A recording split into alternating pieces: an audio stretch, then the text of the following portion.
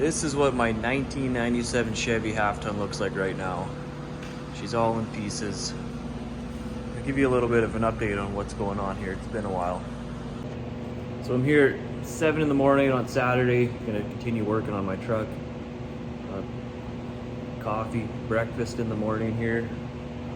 Got pretty much everything torn down. Originally, I was gonna get this all sandblasted, powder coated, but that's just a little bit out of the budget. It's a lot more money than I'm willing to spend. I'm not comfortable spending a few $1,000s to make the frame look good.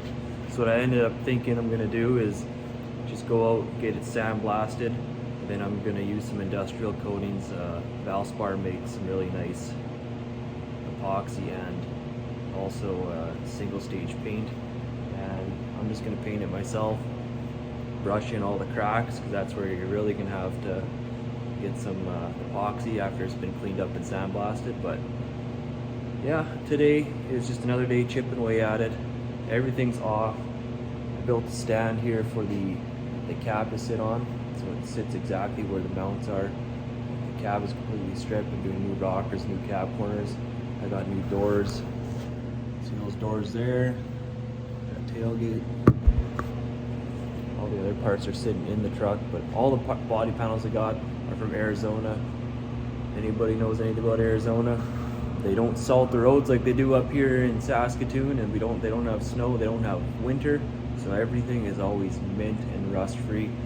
The only thing about Arizona parts is the paint is all fried, and the dashes, if you need a dash, they're all gonna be cracked just from the sun just eating away at the plastic. But you can get parts up here from Arizona that are actual GM parts, are a lot better than that aftermarket stuff. You're way ahead. So here's what my cab is looking like. Somebody had done a windshield in this once, and it looks not good. I'm worried that I might have to put a rust patch in there. If that is, then at least it's something easy. You got a nice tool, I can bend that metal. These are harnesses.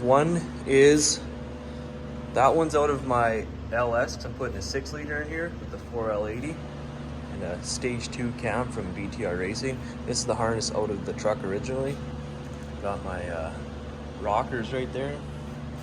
There's my fenders and rad support from Arizona. This is in my truck box. This is another guy's, but that's mine sitting right there. My rad support, thinking it's a common thing, it was all rotten, because I think moisture just sits right here, rotted hole, so I need a new one, which is fine. It is what it is. Here's a look at the frame. Got the front on jacks. I'm just trying to fit my front bumper. I might be a little all over the place on this, but when I was moving it in around last winter, I want to say, I forget which one I bent, but I bent one of these brackets, and that one I got more of a gap right here, but that one doesn't fit as nice as this one. So I'm going to manipulate them both, because they kind of line up in the middle, and get them fit nicer. Just use that crowbar right there. Anyways, getting off track here. Doors from Arizona, not a speck of rust in them. Somebody has painted that one. They did a horrible job. Come over here. Don't mind the Pontiac Solstice with what do they got in this? It's one of those mallet cars. Got an LS in it. 7-liter LS7 inside of it. Pretty much a Corvette. Yeah, here's all of my parts. I got all new bushing kit. I'm gonna refinish everything I can and get new everything else, because it's all old, worn out stuff. There's the back glass. Yeah, if we flip this box upside down, she's a premium unit. Some dents and whatever, but body mount is what it is.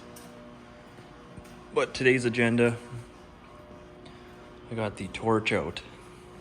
There's my bushing kit. I haven't really struggled with many bolts, but getting the lower control arms out, if you look here, that's what the normal one looks like. If you look there, pushed out. The bolt was stuck in the sleeve of the control arm bushing, so I heat it up. I'm just melting that bushing. I'm hitting it with a hammer. I'm thinking, sweet, it's finally going. All I was doing with that was pushing that brace out. So I got the torch. I'm gonna heat it up and bash it back to the right spot. The hole there, it's kind of elongated, so once I flatten that out, it'll be fine. But other than that, the frame is premium. She's mint. I'll make it look like this side, and I continue stripping stuff off. So tune that up, get that front bumper fitting, pull parking brake out, pull the wiring that's left here, disconnect brake lines. I've already broke loose all the bolts here, so pretty much I can take the rear axle off whenever, and then I can book a time to get this sandblasted. Hoping to do it on a Friday so that I have time to come in. I can spray my primer. Has a 7-day window, so I have a week to top coat it. But I think the idea is get it covered for the most part on a Friday, and then brush in, because you can't spray in all these little crevices, and brush all that in the next day. Go home, and then Saturday brush it in and top coat. Work is also underway with the 6-liter. I've got it over at a friend's Extreme Truck. Kyle and Sandy are an absolute godsend. They are helping me a ton with that. And yeah, we kind of tore the top end down. We're not touching the bottom end, we're just kind of rebuilding the top. But I got a stage 2 BTR cam, new body style air intake, better injectors, pretty much new heads, 243 heads. Just had them sent over across the alley to Precise Engines. Jim and the guys there decked the heads. They played with the valves, all that stuff. Got a new valve kit and they installed all that, and heads look brand new. They didn't knock much off to flatten out, so they're pretty good. And then the block, we're just gonna,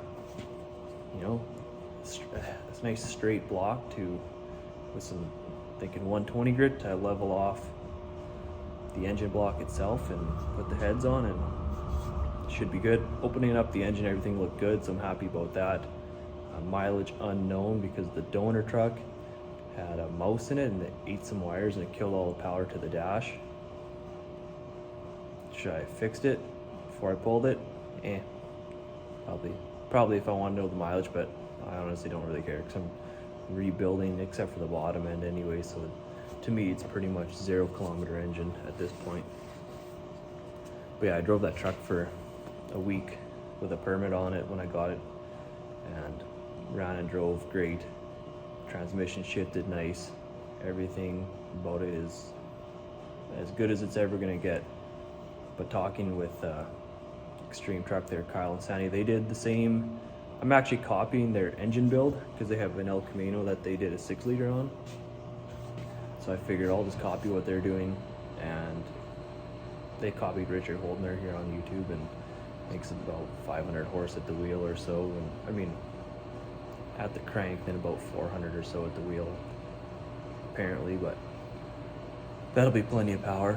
And yeah, things are moving along, but they're a little slow. It is what it is, but every day we're making a little bit of progress.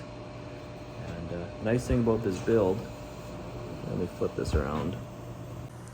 The nice thing about this build is I'm building it just like they did from factory. I'm gonna get all new steering and suspension parts. Those are not the wheels I'm going with, but I can put everything back on. Fresh paint, you name it. I can start dropping stuff in and get the engine in, and get the transmission in, get the transfer case in, get my drive shafts in, the rear axle, all of that. Brake lines ran, fuel lines ran, wiring ran. I got a Holley Terminator X wiring harness and a computer to go with this engine. So get everything I can here, and then I want to get that cab painted first, mount it on, get the dash in, and then I can run the Holly in, and I could actually fire this unit up. And it's going to be a pretty nice unit when it's done. Paintwork is going to be vitally important to make it look nice. I am not going for SEMA quality, everything's absolutely perfect, but I want it to be a really, really, really nice driver that I could drive every day, but I won't. I'm not going to drive it on grid roads, not going to drive it in winter, and if it's raining, I probably won't drive it either. But that's a bit of an update on what is going on here. Work's busy. Life is life. Just trying to get as much time on this as I can, and start posting more YouTube content. If I do more long form stuff, great. I post a lot of shorts. Those are monetized now, so that's cool. I made 45 cents in the first 4 days, so that's big money. But yeah, feel free to subscribe if you like my shorts, if you like the Chevy OBS content. I just set up a membership, so if you want to join the membership, if you need help with painting, we can do live chats or I can do video reviews if you pay for that membership.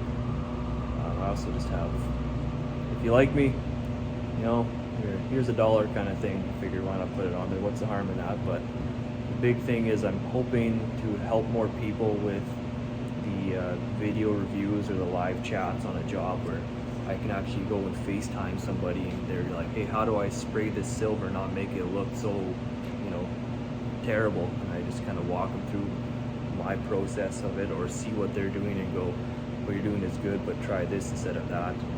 I'm hoping that I can help teach a little bit more with that. I think that spreading knowledge and all that, people really appreciate when you just give out advice.